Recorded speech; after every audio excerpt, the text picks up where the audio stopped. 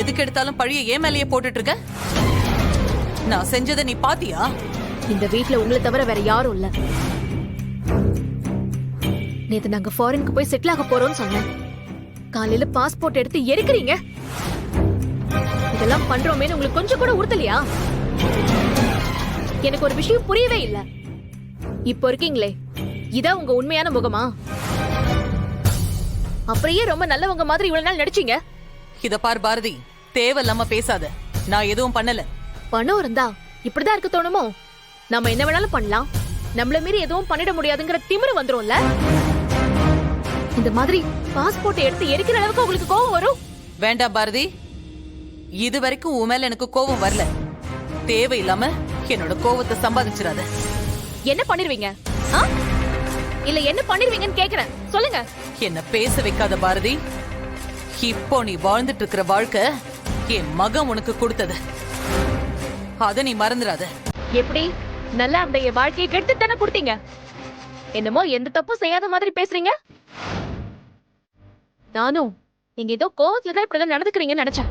ஆனா இப்பதான் தெரியுது, வரும்போதே ஏதோ திட்டத்தோட தான் கிளம்பி வந்திருக்கீங்க. இத பார் பாரதி, அப்படியெல்லாம் இருக்கணும்னு எனக்கு ஒண்ணு அவசியம் இல்ல. அப்புறம் எதுக்குங்க எங்க 2 பேரோட பாஸ்போர்ட் எடுத்து எரிச்சிருக்கீங்க? அத நான் எரிக்கல.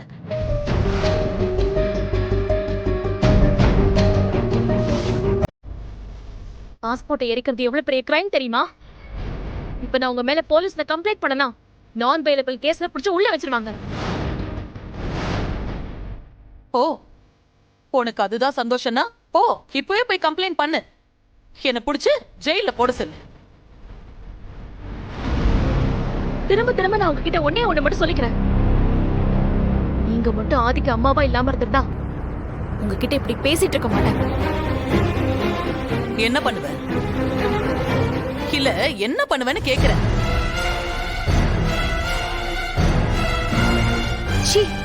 உங்களை பார்க்கவே எனக்கு அருவருப்பா இருக்கு.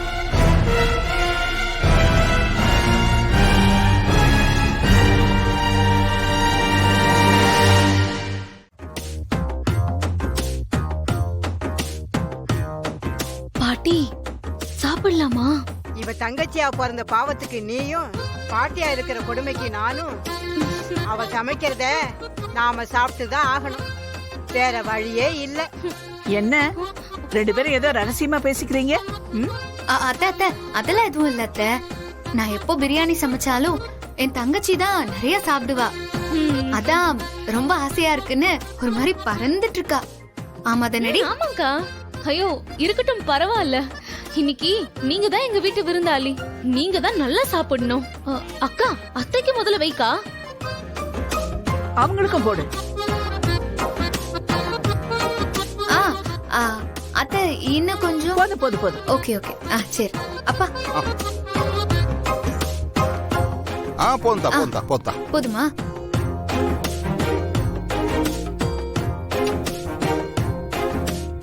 இன்னும் கொஞ்சம் வைக்கவா? போதும்க்கா, போதும். போதுமா? போதும். பாட்டி கையெடு. இரு ஆண்டாடி, நான் மறந்தே போயிட்டேன். இன்னைக்கு துர்க்கை அம்மனுக்கு விரதம் இருக்கேன். உங்க அப்பாவுக்கு தங்கச்சிக்கும் கூட நான் சாயந்தரமா சாப்பிட்டுக்கிறேன். துர்க்கையெல்லாம் அடுத்த வாரம் கும்பிட்டேன்னா இப்ப சாப்பிட வேணாம், சாப்பிடுங்கம்மா. நான் இன்னைக்கு விரதம் இருக்கேன். கிளவி எஸ்கேப் ஆயிடுச்சு.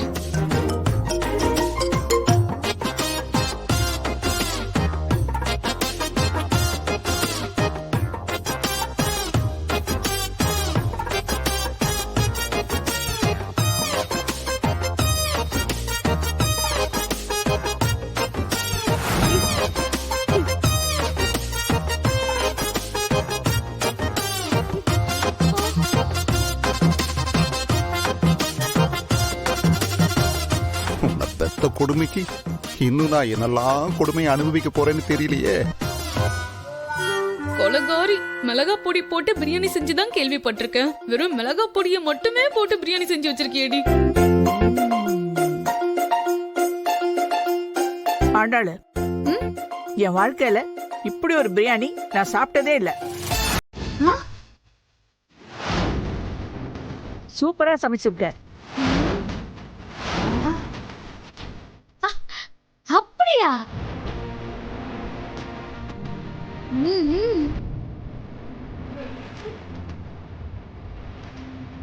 இன்னும் கொஞ்சம் வை. தோ தோ வைக்கிறேன். பவித்ரா சாப்பிடு, நல்லா அள்ளி சாப்பிடு.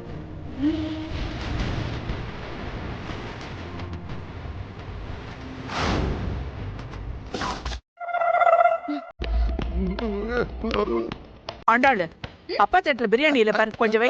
ஆண்டலே, வேண்டாம், வேண்டாம். ஆமாக்கா அப்பா ரொம்ப டேஸ்டா இருக்குன்னு சொல்லி சீக்கிரம் சாப்பிட்டாரு போல. இன்னும் கொஞ்சம் அள்ளாத இன்னும் வை. போதும்டா. நல்லா சாப்பிடு. இன்னும் கொஞ்சம் வை, இன்னும் கொஞ்சம் வை. சாப்பிடுங்க சம்பந்தி, சாப்பிடு சாப்பிடு. பா சாப்பிடுங்கப்பா, சூப்பரா இருக்குல்ல.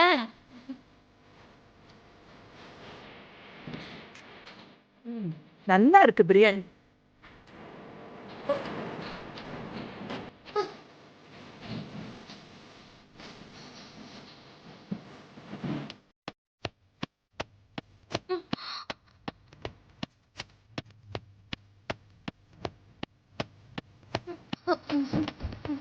என்ன ஆச்சு?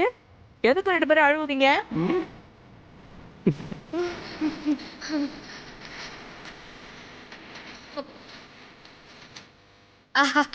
அத்தை அது ஒண்ணும் இல்ல.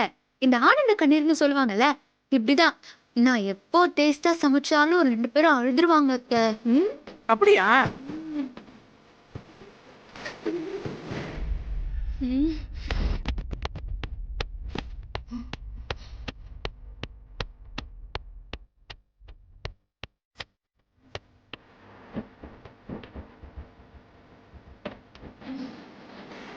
அத்தை கை தொடச்சுக்கோங்க.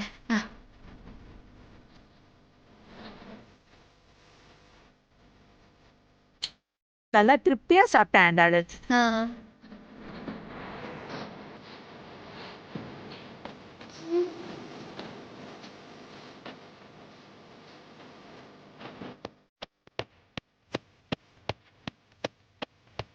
நல்லா இருந்ததுல சம்பந்தி? சூப்பரா இருக்கு சமந்தி. நல்லா இருந்ததுல பவித்ரா? சூப்பர். சாப்பிடுங்க, நல்லா அள்ளி சாப்பிடுங்க.